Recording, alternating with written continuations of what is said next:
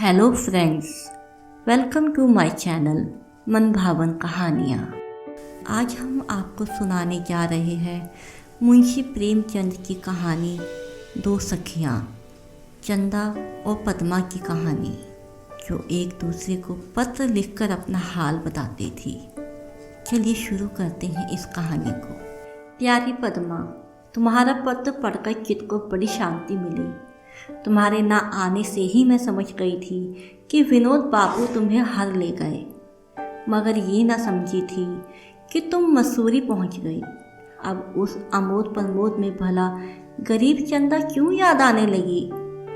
अब मेरी समझ में आ रहा है कि विवाह के लिए नए और पुराने आदर्श में क्या अंतर है। तुमने अपनी पसंद से काम लिया, सुखी हो। मैं लोक लाज की दासी बनी रही, नसीबों को रो रही हूँ। अच्छा, अब मेरी आप बीती सुनो। दान दहेज के कंटों से तो मुझे कुछ मतलब है नहीं।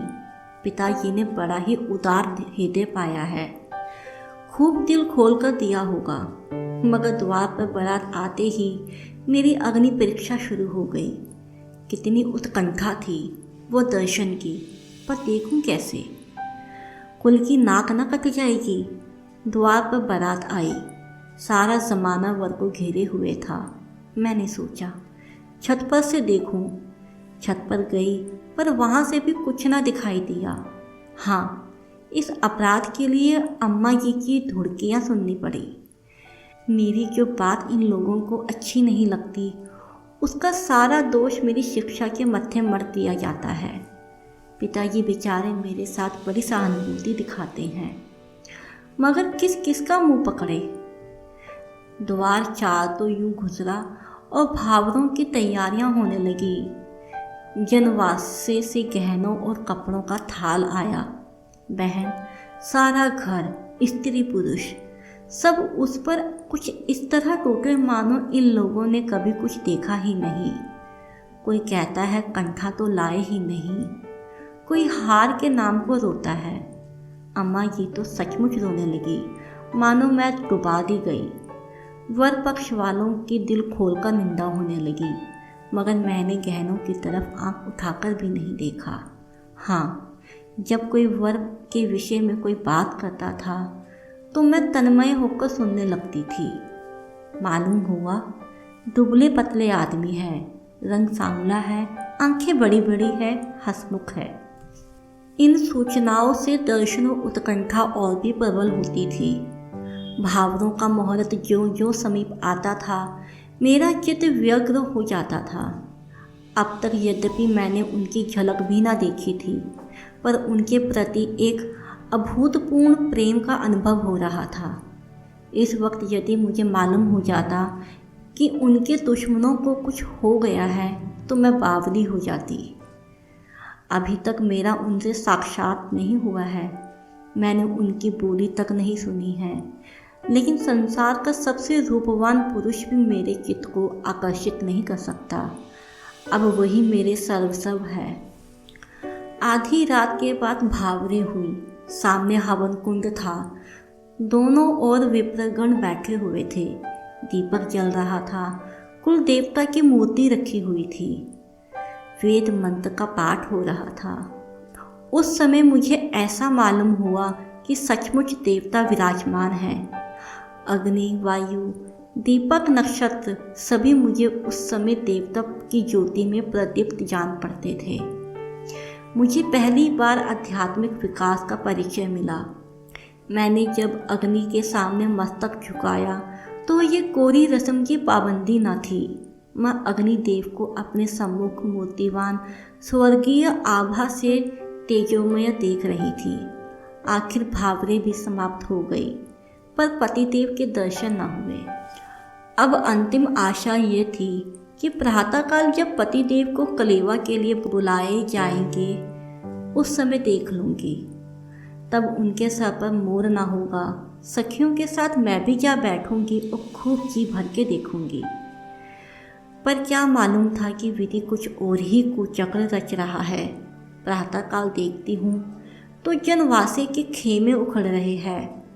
बात कुछ न थी, बारातियों के लिए नाश्ते के लिए जो सामान भेजा गया था वो काफ़ी ना था। शायद घी भी खराब था। मेरे पिताजी को तुम जानती ही हो, कभी किसी से दबे नहीं, जहाँ रहे शेर बनकर रहे। बोले, जाते हैं तो जाने दो, मनाने की कोई ज़रूरत नहीं। कन्या पक्ष का धर्म है बारातियों का सत्कार करना, लेकिन सत्कार का ये अर्थ नहीं कि धमकी और रोब से काम लिया जाए। मानो किसी अफसर का पड़ाव हो। अगर वो अपने लड़के की शादी कर सकते हैं तो मैं भी अपनी लड़की की शादी कर सकता हूँ। बारात चली गई और मैं पति के दर्शन ना कर सकी। सारे शहर में हलचल मच गई। विरोधियों को हंसने का अवसर मिला। पिताजी ने बहुत सामान जमा किया था, वो सब खराब हो गया। घर में जिसे देखिए मेरे ससुराल की निंदा कर रहा है, उज्जड़ है, लोभी है, बदमाश है। मुझे ज़रा भी बुरा नहीं लगता, लेकिन पति के विरुद्ध मैं एक शब्द भी नहीं सुनना चाहती थी। एक दिन अम्मा जी बोली, लड़का बेसमझ है, दूध पीता बच्चा नहीं, कानून पढ़ता है। मूंछदारी आ गई है, उसे अपने बाप को समझाना चाहिए था कि आप लोग क्या कर रहे हैं। मगर वो भी भीगी बिल्ली बना रहा। मैं सुनकर तिलमिला उठी। कुछ बोली तो नहीं, पर अम्मा जी को मालूम ज़रूर हो गया कि इस विषय में मैं उनसे सहमत नहीं। मैं तुम ही से पूछती हूँ बहन, जैसी समस्या उठ खड़ी हुई थी उसमें उनका क्या धर्म था। अगर वो अपने पिता और अन्य संबंधियों का कहना ना मानते तो उनका अपमान ना होता। उस वक्त उन्होंने वही किया जो उचित था। मगर मुझे विश्वास है कि ज़रा मामला ठंडा होने पर वो आएंगे। मैं अभी से उनकी राह देखने लगी हूँ। डाकिया चिट्ठियाँ लाता है तो दिल में धड़कन होने लगती है। शायद उनका पत्र भी हो। जी में बार बार आता है क्यों ना मैं ही एक खत लिखूं, मगर संकोच में पढ़कर रह जाती हूँ। शायद मैं कभी ना लिख सकूंगी। मान नहीं है, केवल संकोच है। पर हाँ, अगर 10-5 दिन और उनका पत्र न आया या खुद न आए तो संकोच मान का रूप धारण कर लेगा। क्या तुम उन्हें एक चिट्ठी नहीं लिख सकती? सब खेल बन जाए, क्या मेरी इतनी खातिर भी ना करोगी? मगर ईश्वर के लिए उस खत में कहीं ये ना लिख देना कि चंदा ने प्रेरणा की है। क्षमा करना ऐसी भद्दी गलती की।